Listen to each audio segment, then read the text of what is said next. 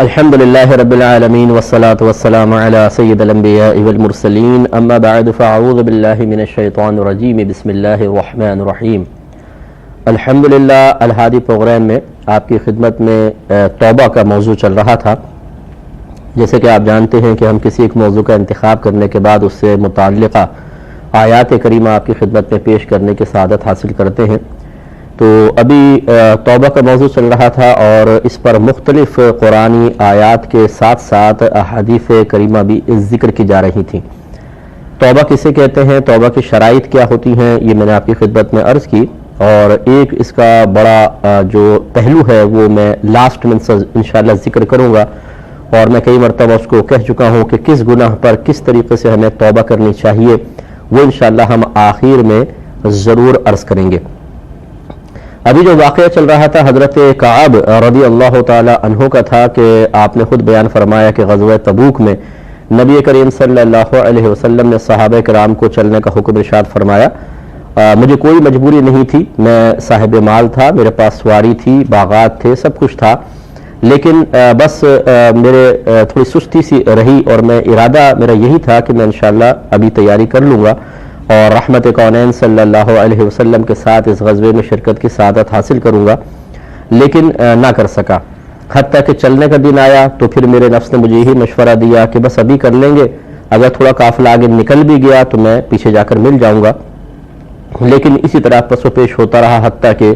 یہ قافلہ چلا گیا، یہاں تک کہ واپس بھی آنے لگا۔ ابھی اس زمانے کے منافقین کا طریقہ تھا کہ وہ جان بوجھ کر غزوات سے پیچھے رہ جاتے تھے، اور جب رحمت کونین صلی اللہ علیہ وسلم تشریف لاتے تو وہ قسمیں کھا کھا کر اپنے جھوٹے اعذار پیش کرتے تھے،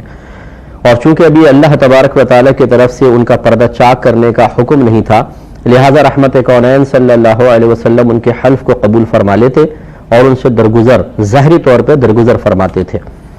تو حضرت کعب رضی اللہ تعالیٰ عنہ بھی جب سرکار تشریف لائے اور منافقین نے جا کے اپنے اعذار پیش کر کے خلاصی پائی تو آپ بھی وہاں پہنچے، اور جب سرکار صلی اللہ علیہ وسلم نے آپ کی جانب دیکھا تو یہ وہ اللہ کے نبی ہیں جن کو اللہ تبارک و تعالیٰ نے اپنے فضل و کرم سے یہ الہام پہلے ہی فرما دیا تھا کہ کون ان میں سے منافق ہے اور کون نہیں ہے۔ میرے آقا صلی اللہ علیہ وسلم اچھی طریقے سے جانتے تھے، یہی وجہ تھی کہ منافقین کے اعذار چونکہ قبول کرنے کا حکم تھا قبول کیا، اور کوئی اس میں ظاہری طور پہ اظہار ناراضگی نہیں فرمایا، لیکن جب ایک مومن کامل آپ کے سامنے آیا جس پر وقتی طور پہ نفسانی خواہشات کا غلبہ ہوا تو ان کو دیکھ کر سرکار غصے سے مسکرائے۔ حضرت کعب کہتے ہیں مجھے دیکھ کے غصے سے سرکار مسکرائے، یہ ایک انداز جدا گانا تھا، کیونکہ غصہ اس بات پر تھا کہ یہ میرے سچے غلام ہیں، عاشق ہیں، اور پھر یہ پیچھے رہ گئے۔ سرکار نے وجہ دریافت فرمائی جو کہ قانون تھا، ورنہ میرے آقا صلی اللہ علیہ وسلم از خود بھی کہہ سکتے تھے کہ ٹھیک ہے تمہاری سستی ہوگی جاؤ، اللہ کی عطا سے آپ اس بات کو جانتے تھے، لیکن بہرحال جب سب سے معلومات حاصل کر رہے ہیں ظاہری اعتبار سے تو ان سے بھی کوشچن کیا، ورنہ منافقین کو کہنے کا موقع ملتا ہے کہ دیکھیں ہم سے تو پوچھ گچھ کی ہے اور اپنے ساتھی کو چھوڑ دیا۔ تو حضرت کعب اللہ تعالی عنہ نے فوراً فیصلہ کیا کہ میں کوئی غلط بیانی نہیں کروں گا، کوئی ہیلا بہانہ نہیں کروں گا، اس لیے واضح طور پہ اس کی رسول اللہ اگر آپ کی جگہ کوئی اور دنیا دار ہوتا تو آپ جانتے ہیں کہ اللہ نے مجھے بولنے کی قوت سے نوازا ہے، میں کوئی نہ کوئی الفاظ کا کھیل کر کے بہانے کر کے سامنے سے نکل جاتا، لیکن میں آپ سے غلط بیانی نہیں کروں گا۔ بس اتنا ہوا ہے کہ مجھ پر اس طرح غلبہ آ گیا میری مال کی محبت کا، اور یہاں پہ آرام و آسائش اور سکون کے حصول کا غلبہ ایسا غالب آیا کہ میں سوچتا رہا کہ میں آپ کے ساتھ مل جاؤں گا لیکن پیچھے رہ گیا۔ اس پر نبی کریم صلی اللہ علیہ وسلم نے آپ کو کہا کہ اب آپ سب سے علیحدہ ہو جائیں، اور تمام صحابہ کو ان سے سلام و کلام سے منع فرما دیا، اور آپ اس پہ بڑے نادم ہوئے، بہت ہی افسوس ہوا اور صدمہ اور غم میں مبتلا ہو گئے۔ کچھ لوگوں نے آپ کو کہا کہ جیسے دوسروں نے قسمیں کھائی ہیں آپ بھی نکل جاتے، آپ بھی کوئی بہانہ بنا لیتے، نبی کریم صلی اللہ علیہ وسلم تو بڑے رحیم و کریم ہیں، آپ کو بھی چھوڑ دیتے، لیکن نہیں۔ پھر آپ کو بعد میں پتہ چلا کہ دو اور صحابی بھی ہیں کہ جو اسی طرح پیچھے رہ گئے تھے، اور یہ تینوں جو تھے، ایک تو ان میں تھے مرارہ بن ربیع عمری اور ہلال بن امیہ واقفی، یہ تین حضرات تھے۔ ان تینوں سے نبی کریم صلی اللہ علیہ وسلم نے سوشل بائیک آؤٹ کا حکم دیا، لہذا سب نے سلام کلام بالکل ترک کر دیا، اور کہتے ہیں کہ تقریباً 40 روز اسی طریقے سے گزرے. کل 50 روز تھے، ان میں سے 40 روز. اب آپ خود سوچئے کہ جو شخص خاندان میں ہو، برادری ہیں، دوست احباب ہیں، اور خود پھر نبی کریم صلی اللہ علیہ وسلم کی ذات اقدس جو آخری نبی ہیں، سب سے محبوب نبی ہیں، اللہ تعالیٰ کے پیارے ہیں، سب سلام و کلام چھوڑ دیں تو انسان کی کیفیت کیا ہوگی. تو بہرحال یہ کہتے ہیں کہ خلاصہ کلام، کیونکہ میں نے یہ تو بیان کر دیا ہے، نیا آگے تھوڑا سا میں ذکر کروں گا، میں خلاصہ ذرا ذکر کر رہا ہوں. تو یہ خود فرماتے ہیں کہ ایک دفعہ میں بازار سے گزر رہا تھا تو ایک شخص نے میرا پتہ پوچھا، لوگوں نے بتایا کہ یہ ہیں، تو اس نے آ کے مجھے شاہ غسان کا خط دیا. یہ ایک کافر بادشاہ تھا اور چاہتا تھا کہ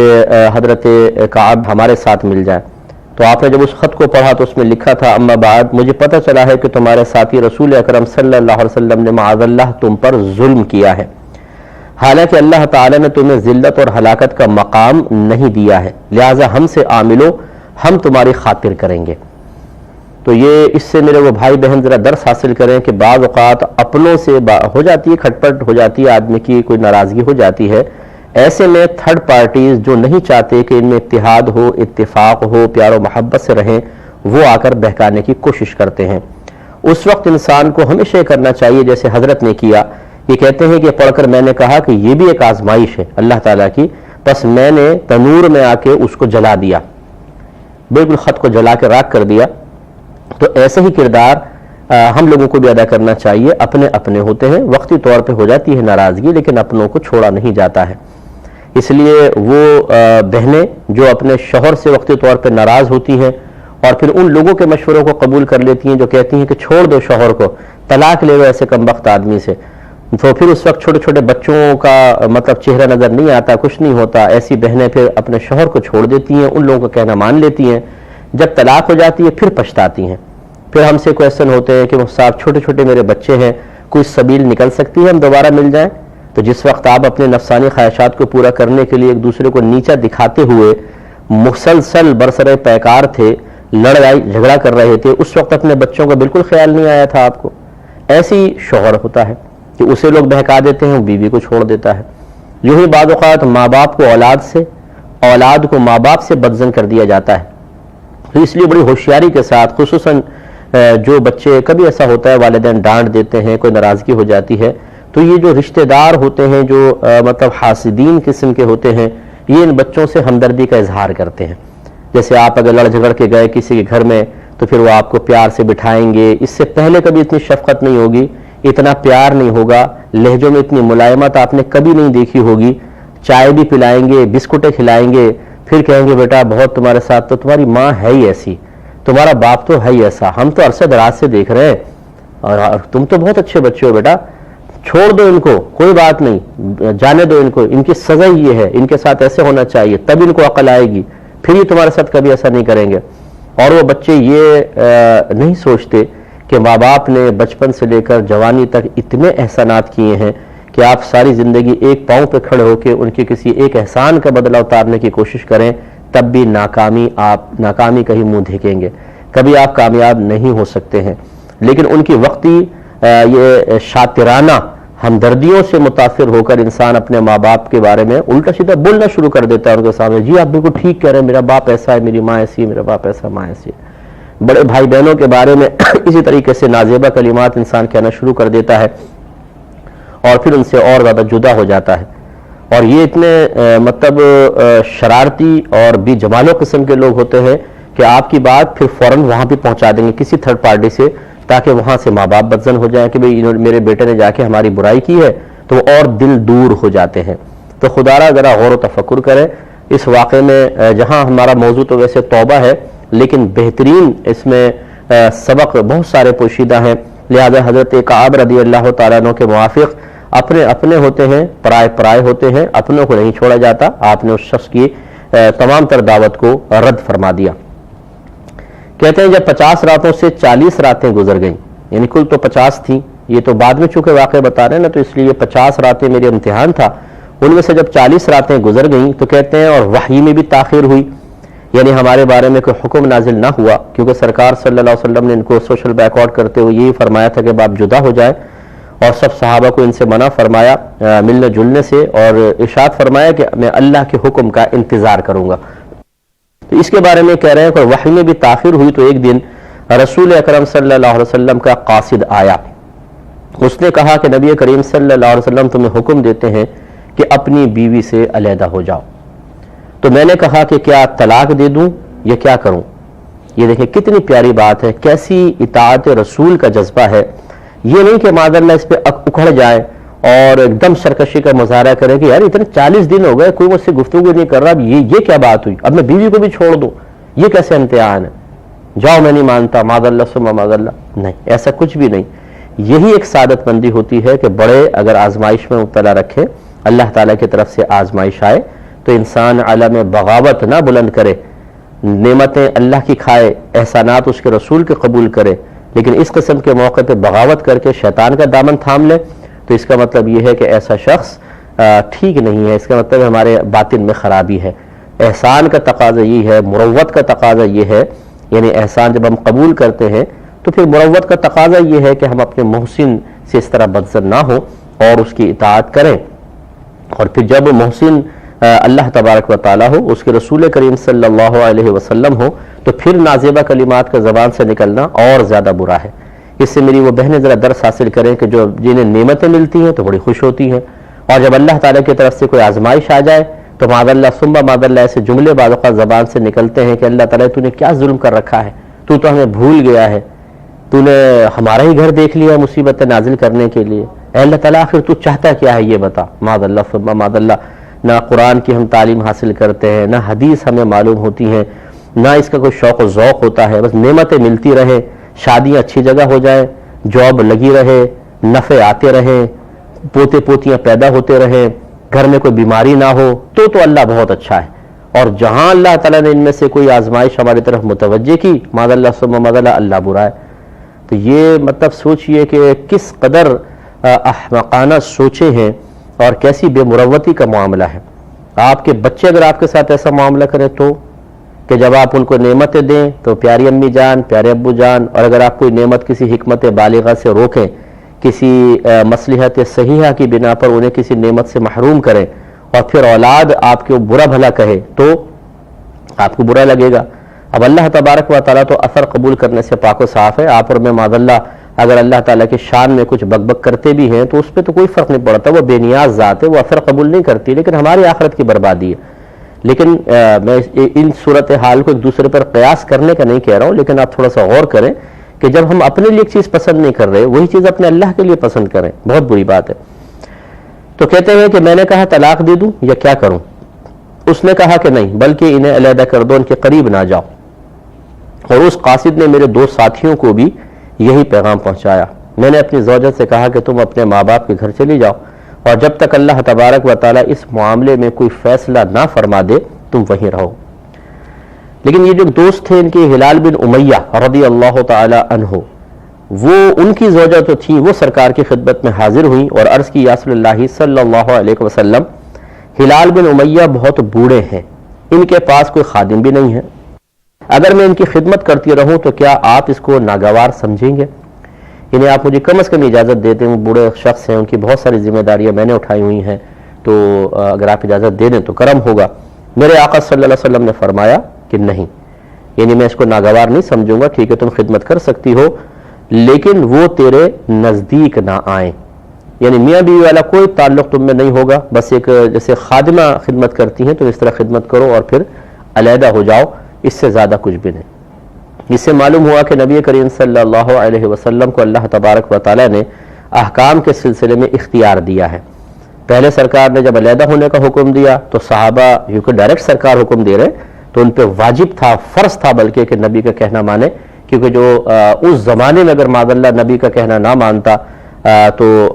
بہت بڑا گناہگار تھا، اور اگر انکار کر دیتا تو پھر کفر ہوتا.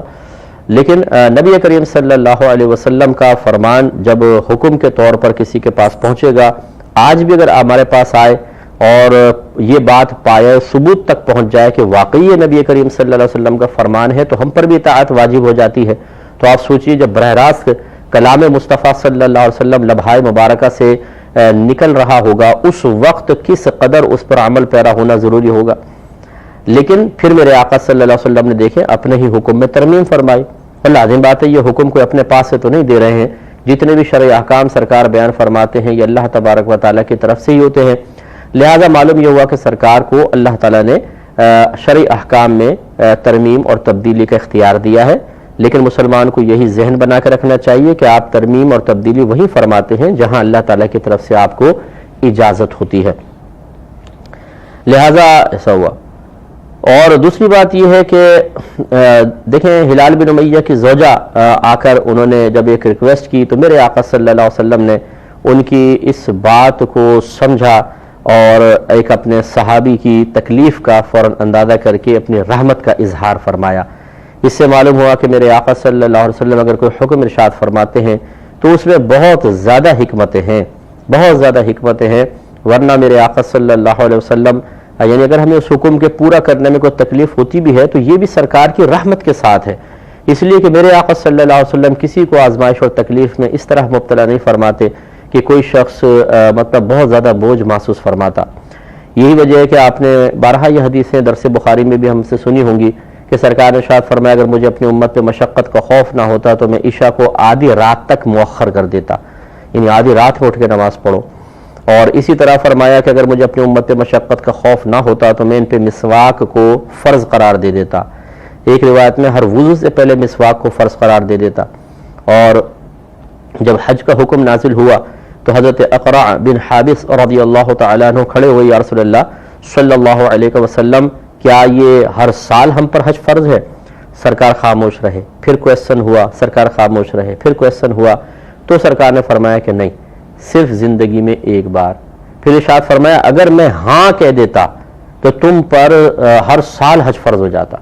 تو یہ چیزیں ظاہر کرتی ہیں کہ میرے آقا صلی اللہ علیہ وسلم تو بڑے رحیم و کریم ہیں، لہذا کوئی حکم شرع بیان ہو تو کوفت محسوس نہ کیا کریں، بلکہ یہ سمجھیں کہ یہ تو بڑی رحمت کے ساتھ ہے،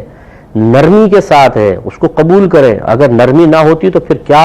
احکامات نازل ہوتے، ذرا آپ سوچئے۔ جو ہم 5 نمازیں پڑھتے ہیں یہ ہمارے نبی کریم صلی اللہ علیہ وسلم کی رحمت اور کرم کا صدقہ ہے،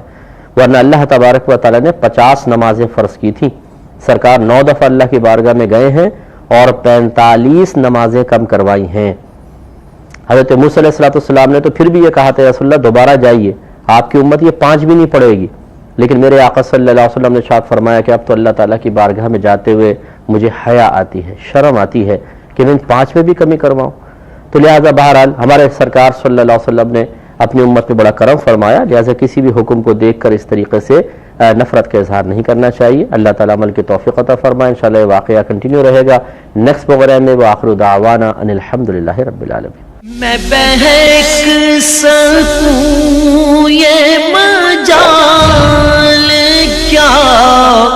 میرا رہنما کوئی اور ہے۔